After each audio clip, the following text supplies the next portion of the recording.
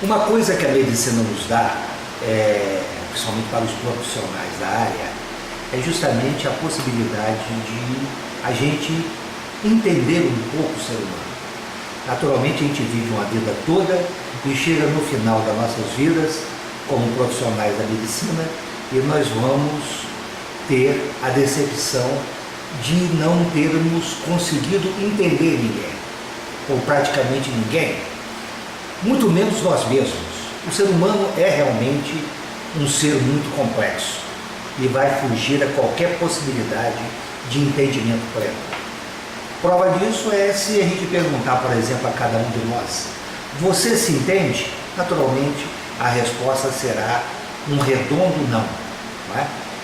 E o ser humano, então, tem essas nuances interessantes. Eu estou dizendo isso porque, muitas vezes,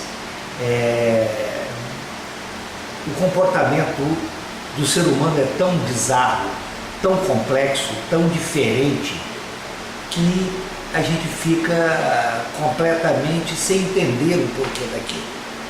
Eu trago hoje um assunto que eu acho que é de importância capital, não é?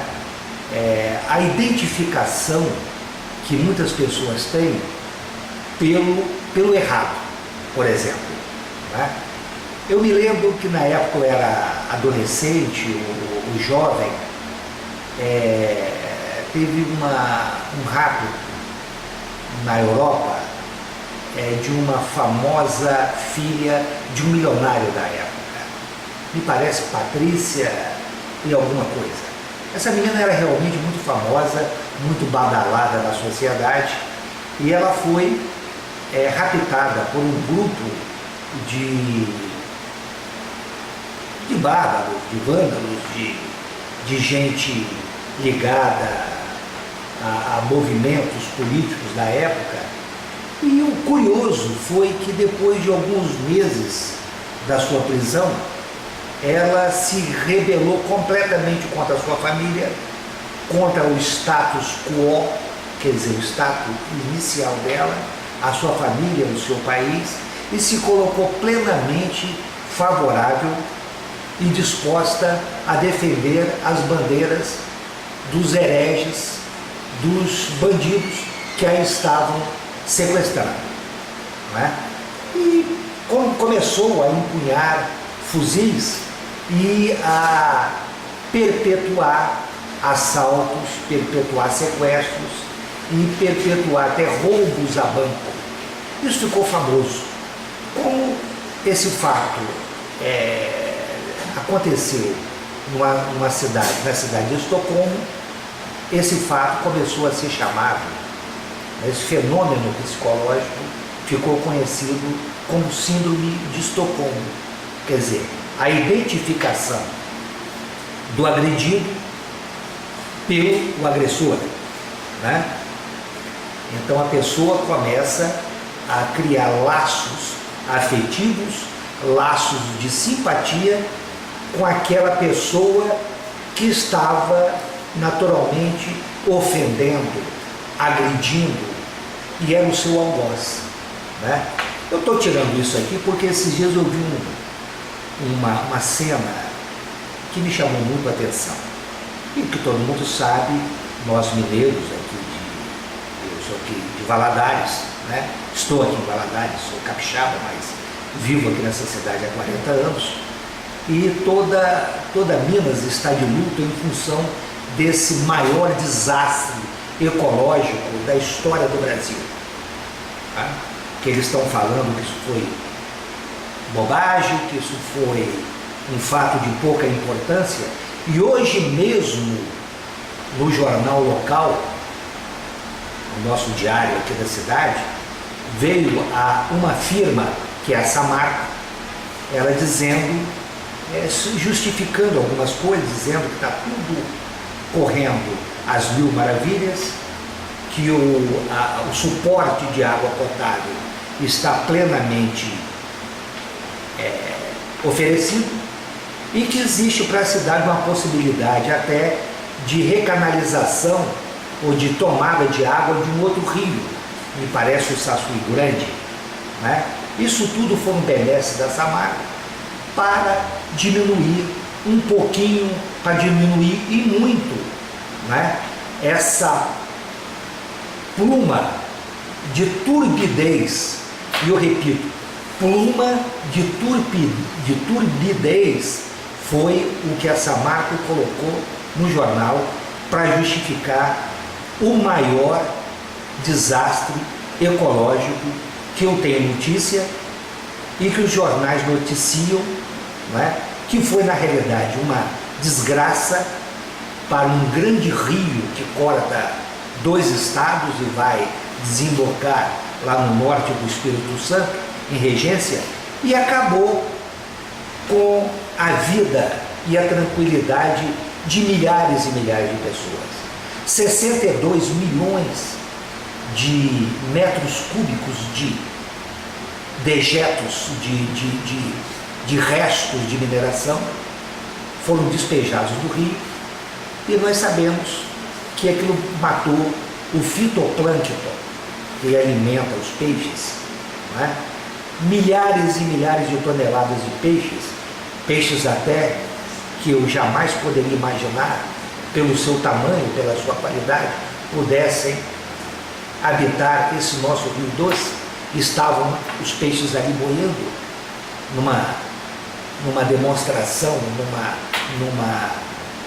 um aspecto dantesco, né, do que foi esse desastre ecológico, que eu acredito por ambição, por desleixo, por não obediência às regras básicas, né, e por saber que aquilo que vivemos no Brasil, um país talvez inferior, onde as regras podem ser burladas, as leis podem ser atropeladas, né? E basta a gente com um pouquinho de jeitinho e com grana para gastar, a gente vai convencer todo mundo, e daqui um pouco mais o algoz passa a ser o benfeitor, o agredido passa a ser o malfeitor, e a gente não sabe mais quem tem culpa, quem tem razão, né?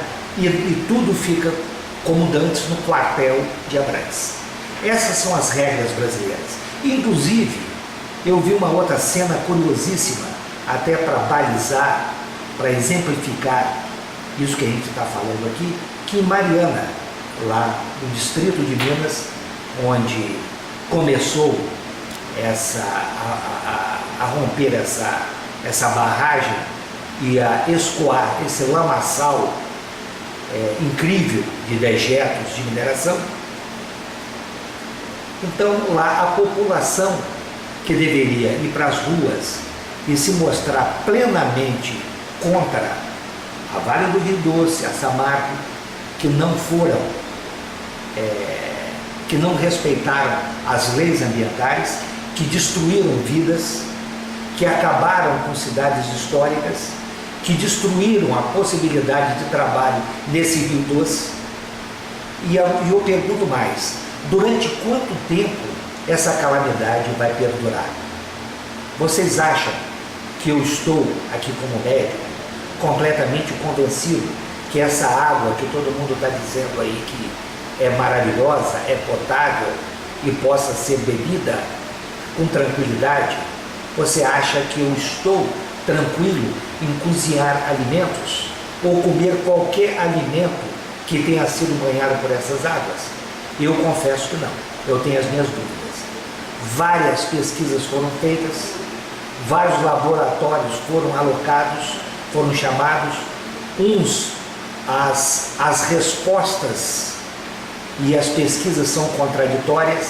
Naturalmente, os laboratórios ligados à Vale do Rio Doce e a Samarco, eles demonstravam, né, potabilidade da água e níveis razoáveis dentro dos limites de aceitabilidade dos metais mais perigosos, ou seja, arsênio, ou seja, chumbo, alumínio, mercúrio, ferro e etc, etc e tal. Manganês, níquel, cromo, etc. Todos esses metais pesados e metais extremamente nocivos à saúde. E eu tenho alguns resultados de algumas pesquisas laboratoriais realizadas nessa água que acusam níveis elevadíssimos de alumínio, um metal extremamente nocivo para o cérebro, estando até associado com a chamada síndrome de Alzheimer, que todos nós tememos. Deposita-se no cérebro e destrói a longo prazo toda a massa encefálica, propiciando essas demências, entre as quais a demência chamada de Alzheimer, ou síndrome de Alzheimer, que é muito conhecida, né? Mercúrio, que dá lesões na pele, dá cânceres em várias regiões, dá lesões cerebrais irreversíveis e pode matar uma pessoa de insuficiência renal, né? O arsênio, que dá câncer de pele, câncer de fígado e uma série de outras anormalidades ou patologias. Enfim, nós vivemos num Brasil onde nós não podemos ter certeza, né? E, infelizmente, o meu depoimento aqui é de desconfiança dessas pesquisas. Eu achava, sim, que tanto a Vale do Rio Doce quanto a Samarco deveria responder, né, aos rigores da lei, e deveríamos ter leis ambientais, né, que protegessem a nossa população, porque não é todo mundo que pode pagar uma água mineral. Será que todo mundo está pagando água mineral? Ou será que a Samarco e a Vale do Rio Doce está dando água mineral até hoje para todo mundo, suprindo todas as necessidades? É uma grande dúvida, né? E que sim, existe um risco para a saúde, e eu acredito que sim, e que só o futuro vai nos dizer, porque esses efeitos desses metais, cádmio, cromo, níquel, alumínio, arsênio, mercúrio, ferro e etc., eles são cumulativos no organismo, isto é, eles vão se acumulando e no futuro eles começam a aparecer. Eu espero que aqui em toda a região aqui, ribeirinha ao Rio Doce, e essas populações que são servidas com essa água e que se banham e que comem alimentos vindos, regados ou molhados com essa água do Rio Doce, possam no futuro não ter problemas de saúde e peço a Deus para que essa catástrofe, que foi uma das maiores que eu poderia imaginar, né, possa em curto prazo ser resolvido, coisa que realmente eu não espero. Esse é o recado de hoje.